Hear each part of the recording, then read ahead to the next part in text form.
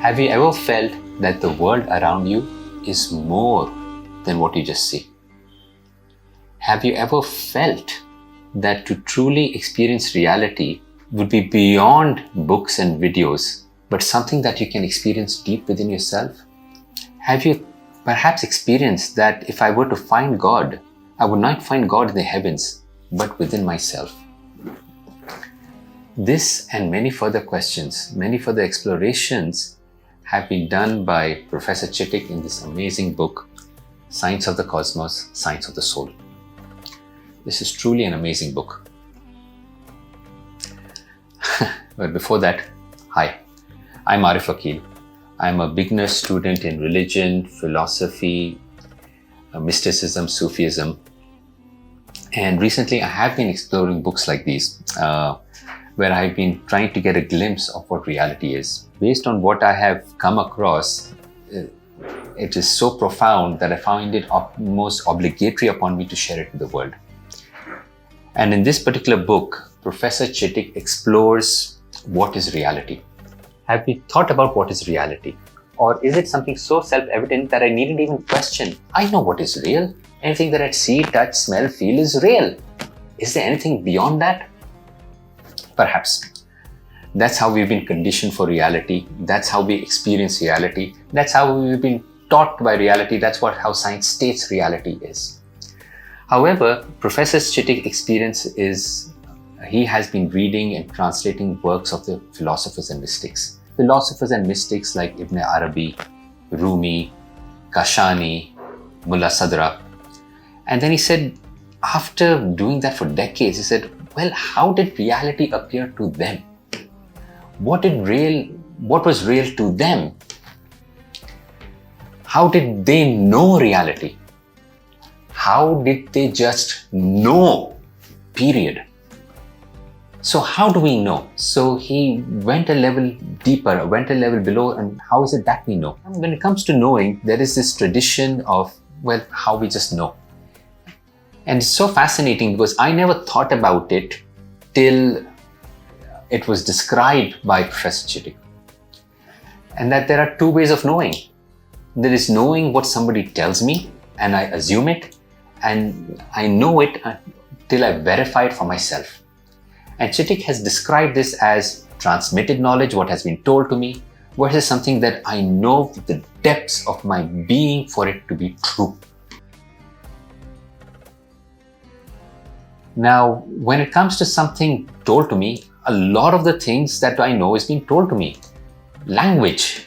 The language that I speak has been told to me. This is a table and it will remain a table. Why?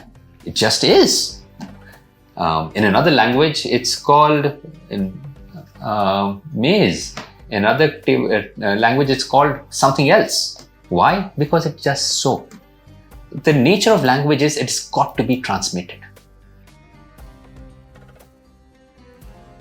But when it comes to a subject like mathematics, if you ask me what's 2 plus 2, I would say it's 4. So why? What do you mean why? It is 4, and I will go showing you as many proofs as I can that look, if you take 2 balls and 2 balls, it becomes 4. If I put 1 and 3, it becomes 4. It is self-evidently true. I cannot deny it more than I can deny my own existence. There is a reality to it. I would never say that it is 4 because my teacher said so. I would never say it was 4 because my parents said so. It is inherently true. Now, when it comes to recognizing the greater reality around us, how many of us have experienced it for ourselves? And here Chittick shares something truly, I love the words that he uses. The knowledge is known to be true because once we understand it, it is self-evident. We can no more deny its truth than we can deny our own awareness. Now, Muslims know that God requires them to pray 5 times a day. They take this knowledge from their elders, from their ulama, who have become learned in studying the Quran and Hadith. They cannot discover what God wants from them without the transmission of the revealed sources. In contrast, intellectual understanding is what we know with complete certainty in the depths of our souls. But such knowledge is rare. So we know this not because somebody's told us, but because we've experienced for ourselves. That's the knowledge Chittick is after, intellectual knowledge. Even the word intellect is not, I would say, absolutely accurate translation, but I would say soulful knowledge. We know it, we experience it within ourselves. If that's intellectual knowledge that one is after, if that's that will give us true peace, that will give us harmony, that will give us balance. So if we were to know that, there is a particular lens with which philosophers and Sufis see the world. And that is a lens different from which the modern scientists see the world. Science has severed the connection between ourselves and the world. And the world is completely separate. It is objective. It is something to be seen, known, and measured, and it's got nothing to do with ourselves. However, the lens with the reality of the philosophers and the mystics is intertwined. The world and the cosmos around us is intertwined with our inner universe, with our soul. And you cannot separate the one and the two. To share the words from Professor Chittick himself, that the meanings of the things in the world cannot be found without simultaneously finding the meaning of the self that knows. So the world around us, there's a depth and a deeper reality to it.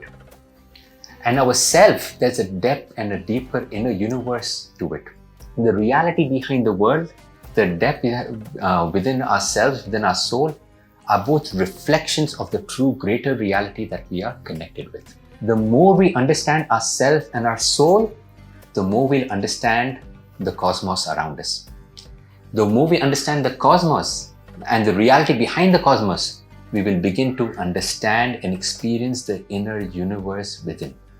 This is a very, very brief introduction of the introduction of science of the cosmos, the reality behind the cosmos, science of the soul, the reality behind the soul, how they two are just two sides of one greater reality. There is so much treasure, so much gems in it, and there's no way I can do justice to this in one short video. Fortunately, Professor Chittick has done a lecture that sort of covers a lot of what's covered in this book. I'll be sharing a link to the lecture just below. But before I go, I want to give you a glimpse or a snapshot of what are the different realms of hierarchies of reality. And I think this is one passage that has touched me deeply. The cosmos. When I say the cosmos, it means everything other than you, the world around you, the worlds around you. The cosmos is divided into two basic worlds. One visible, what you can see, and there is an invisible world behind it. The invisible world is the domain, is the spirit, is the realm of spirit, light, intelligence, awareness, consciousness. The visible world, what we see, is the domain of body, darkness, ignorance, unconsciousness. The materialist doesn't know, but there is an invisible realm within of, especially the natural world, that is spirit, light, intelligence, awareness, consciousness. This invisible realm is closer to God and more real than this ignorant, dark, material world. The visible physical realm is the least intelligible, least substantial of the real world. And given how it is unreal, it has a subservient, lower status. The physical realm has no control over the spiritual realm, just as created things have no control over God. So what? The human beings, we are unique in the cosmos. God has made them in His own image.